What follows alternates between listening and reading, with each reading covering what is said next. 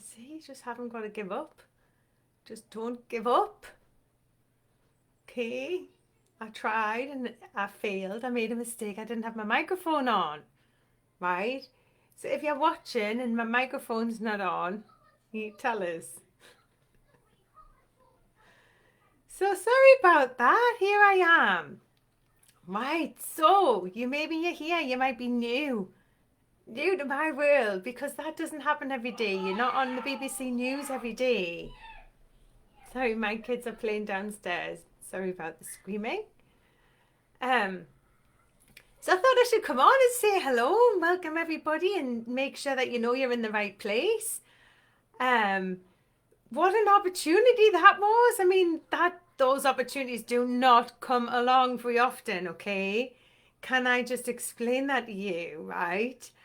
I am what I would class as an entrepreneur, okay? A long time ago, I started investing in property because I wanted to.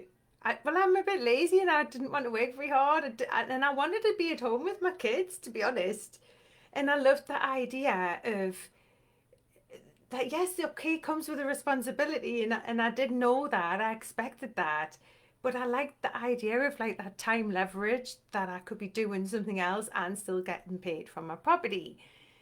So what happened for me was when my children came along, I'd tried for such a long time to have a family, and it looked like it wasn't going to happen for me. And unfortunately, my first marriage broke down, and it was all very sad. And to draw a line under it, I needed to do something big. So I decided to take myself off traveling, and I went traveling to Australia for a couple of months on my own. And that was my way of learning how to make my own decisions. I'd been through such a lot trying to have a family and obviously everything that comes with a breakup. So I needed some time away to draw a line under it. And it was a really good move. But I think finding myself like that and having that freedom, I did let rip. And I think having children, my drinking increased after I had my children. And we started from, obviously when I met my new partner, I was a party girl and brilliant. We had a great time. And I did get pregnant really quite quickly. It was a bit of a shock, right? A lovely shock and a beautiful surprise. And then along came the other one. So I had two miracles and this partner who all of a sudden we just wanted to party. And it was really weird because it's all about your identity. In life, women go through so many different changes, and often it's to do with your identity and who you think you are. And I think I probably held on to that party lifestyle of that part. I didn't want to hang up my party shoes, but all my friends were having babies, and that wasn't happening for me. So I suppose I, in a way, stuck my two fingers up at the world and thought, right then, well, I'm going to be the loudest and the daftest and the maybe this is resonating with you, maybe it's not. And I suppose when I became a mom, we both cleverly just weaved in the activities around the drinking. And I'm not going to lie, we had a great time and we did all the caravanning and the barbecues with kids and having birthday parties, and it was just a massive drink fest, and we had a brilliant time and we came to no harm. But my mental health started to decline, and I just started to rely on it for every different area of my life. And I think I had this business that I was running because I had started with properties, and obviously a lot of people start to know if you've got properties, they come to you looking for tenants. And I started off almost with an accidental estate agents, letting agents. And I knew I never wanted to grow. I never wanted to have a great big estate agents. I knew it was kind of temporary. And we did get a lot of business. We did really well. We got contractors in, and we did rent to rent. I could talk about property all day long, and the opportunity that comes from that. But I knew that it wasn't mine. It wasn't for me. And I can't say that I was drinking because of my business or my business was bad because of my drinking. It was just, I just had a normal life with a normal stressful job and a normal family home life. and a husband who I wish drank less, right? Which is key, because a lot of ladies think, yeah, it's all right if I stop, but what about him? But naturally, it will rub off on him, and that is, so true for me. It has worked wonders in that area, and I didn't know that that was going to happen, right? So it's a case of you sorting out yourself first. If you know something isn't right, and it's interesting because I chat to people all day long and I tell them about what I do, and people want to list what they're drinking, almost to say, is that okay? Am I okay? And if this is a worry for you, then now is your opportunity to do something that's, really positive. It's not about like doing without. It's, I'm on a mission to inspire women to invest in themselves. A lot of this is about life coaching. It's about looking at what you're really craving and making an action plan and making steps towards getting that. Of course, we're going to all stop drinking on our own. Everything's all over the NHS website. That's always been there. Take notice of the units of alcohol, but this is not about that. I'm not going to show you black liver, and I'm not going to embarrass you and make you stand up and tell your terrible tales unless you really want to. This is something different. I want to offer something to women that, what, we're struggling and we don't need to be. We think it's almost like I've found the secret. People think sober is boring, and I feel like it's not. It's revitalising and energising, and it's just putting a completely different spin on it. And I'd like to talk you through a little bit about my programme, because if you haven't been to the website yet, okay, on there's a quiz. In the quiz, the idea with this is that we find out where you are on my sober process. So this is the stages that I went through when I stopped drinking. And I didn't really know what to do. I didn't know whether or not I was going to be able to do this. And to be honest, it was an opportunity for me to look at my career and look at what my business was doing. And it wasn't that it wasn't failing, but it was just a case of it was going to be hard to walk away from something that from the outside looked like a success, because I could choose my own hours. It didn't light me up. I knew that something wasn't right.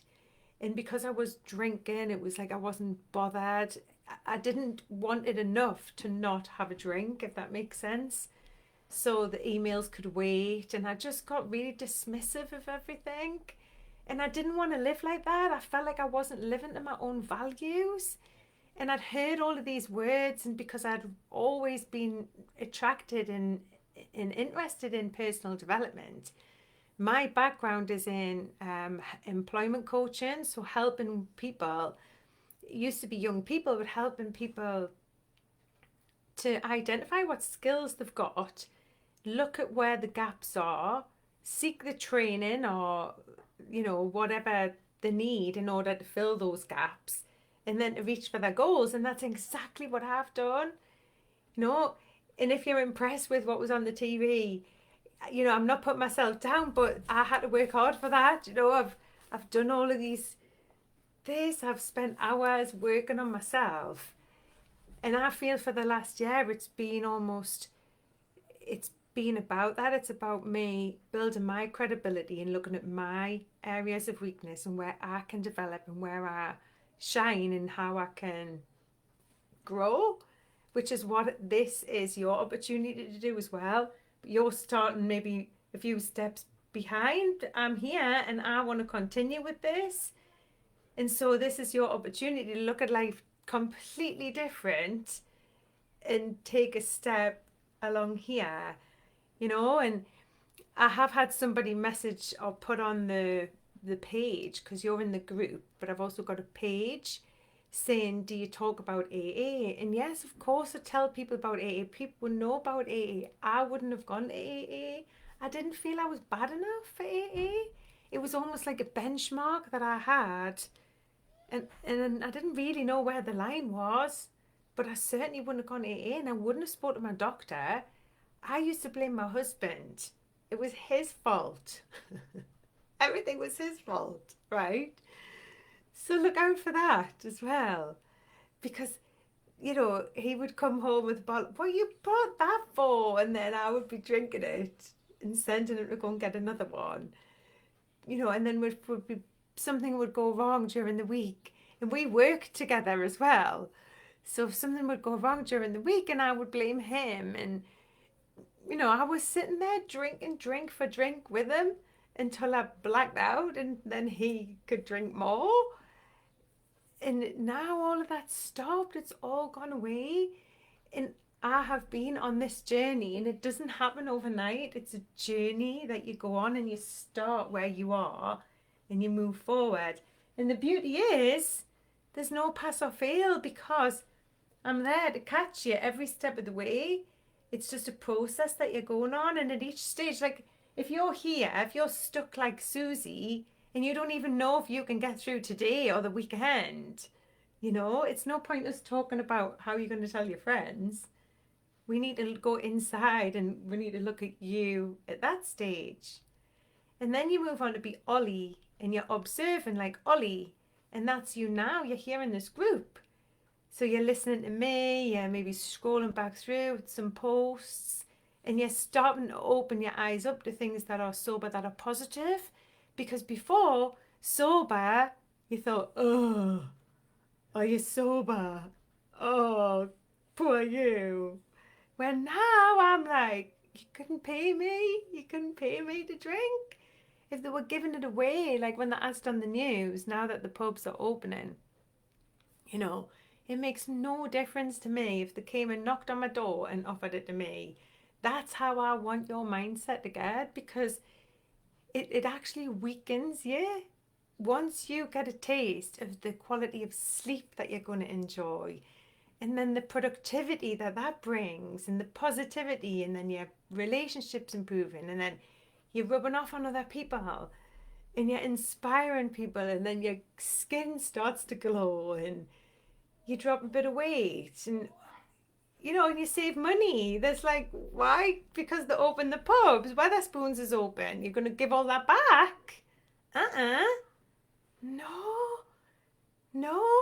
If the bottled this, you would buy this. Do you know what I mean? That alcohol doesn't make me feel this good. It never ever did. It never made me feel this good. Okay? And so that's what I'm inviting. I want 10,000 women, because I believe that this is like the coronavirus. It's going to spread like that. And yes, I'm the lady with the crazy grey hair, but hopefully the message is going to spread, and your friends or you, it's going to be one of you who's going to go first. And then, your whole family are going to enjoy a healthier you. We should be applauding each other for health-seeking behaviour. Don't be worried because your friend's inviting you over and you want to have a cheap bottle of Prosecco. Just say, oh no, I'm not drinking. I've got something else. I've got some of these fizz sticks. Little fizz sticks. You pop them in some water and they fizz up and they give you a little bit of a kick. And it's healthy. And they just go in your handbag. You don't have to stand at the bar. You don't have to look for a plastic glass. Do you know what I mean? I don't know. I think a lot of the time we blame our friends and we blame all these things because you don't believe you can do it. And trust me, spending time with someone else who I used to be in your shoes. I didn't believe this was possible for me. Honestly, I didn't think that this was possible for me. And my story's all in there. If you go to my website and you have a look, it's all in there. Scroll back through the posts on here. It's so exciting. And so now you're observing, and you might sit here for 6 months, or you might sit here for 6 weeks, or you might sit here for however long it takes you, and then you'll be ready, and you'll know when you're ready to take action. And then you'll go, do you know what, Claire? I'm bold. I'm going to take action. And that's Bessie. Bessie is taking action. Okay, and Bessie has a completely different reason for drinking and a different reason for quitting as well. Okay, and we have had a comment today about that all of the ladies or you know, well, actually, I don't know what the comment was, but if you have any issues with the ladies, they can all be changed. Something can be changed if I've missed something out or I've missed someone out. Obviously, you've got to bear in mind that what I class myself as is a knowledge broker. So I've experienced this experience, right? I've read hundreds of books on it. I'm a success, and I've taken other ladies through my principles, my 5-stage program. And so I know it works, but I've spent a lot of money and a lot of time so far. I want to jump. I want to go with this. I'm ready now. I think women need this now. And so if I've missed someone out or I've offended anyone, please just step up. It takes nothing for me to change anything inside of here.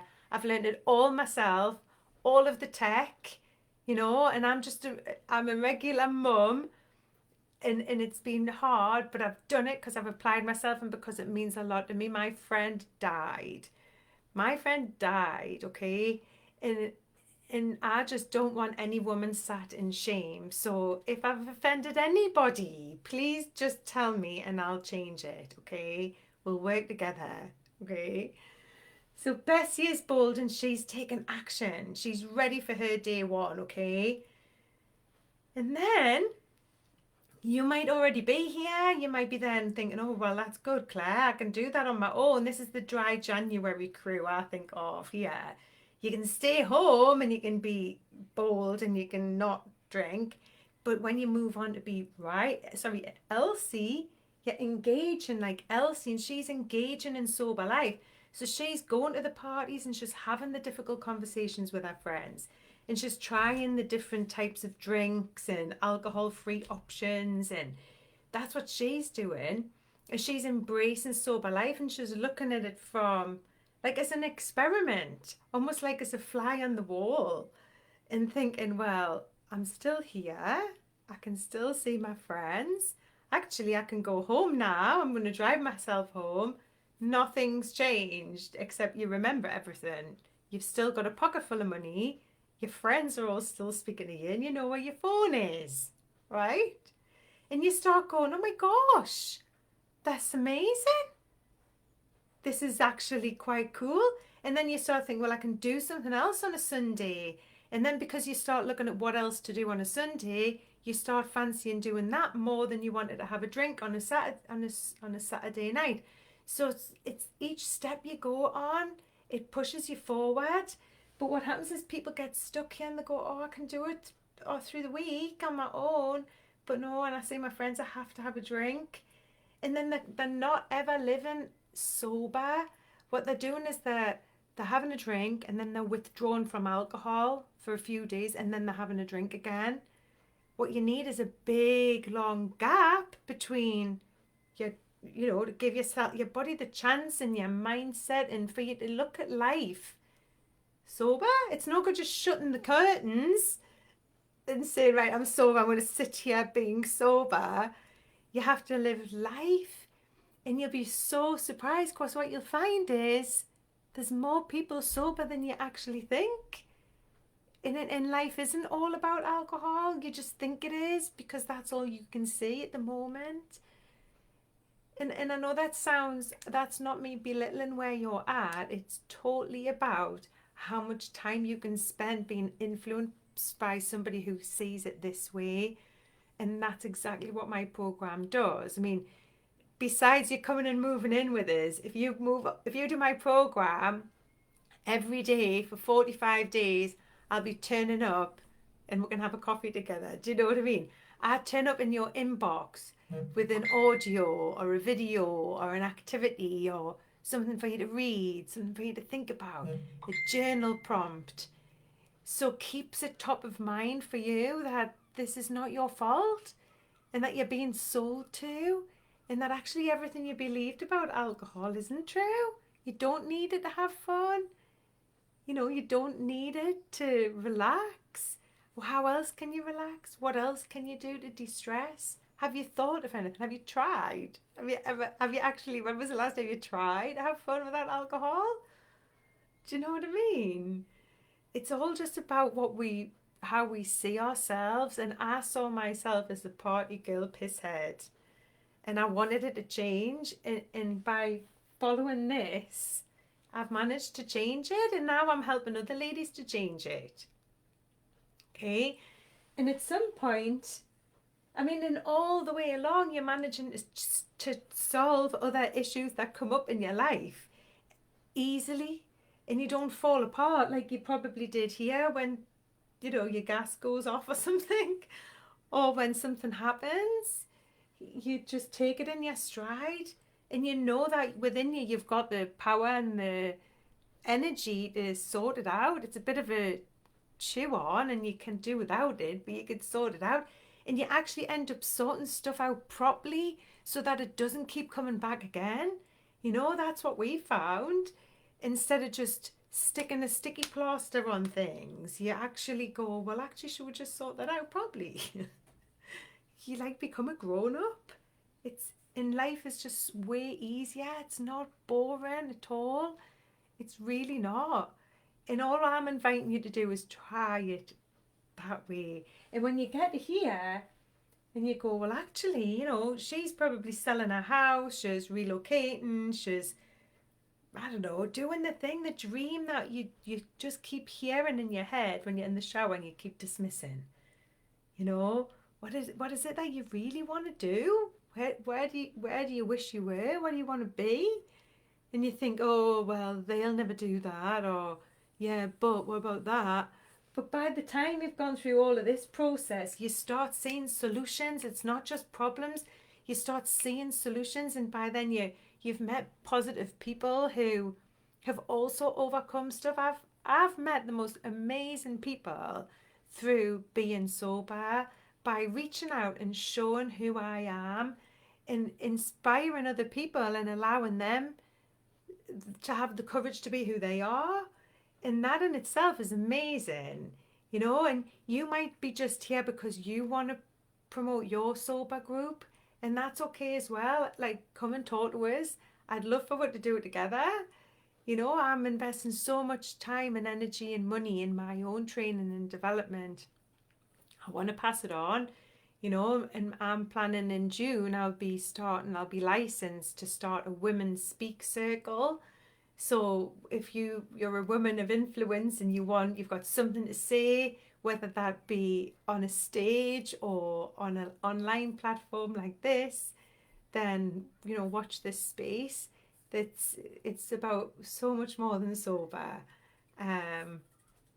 So thank you for listening, and that's pretty much me and my sober goal system. And if you haven't been to the website yet, please check it out.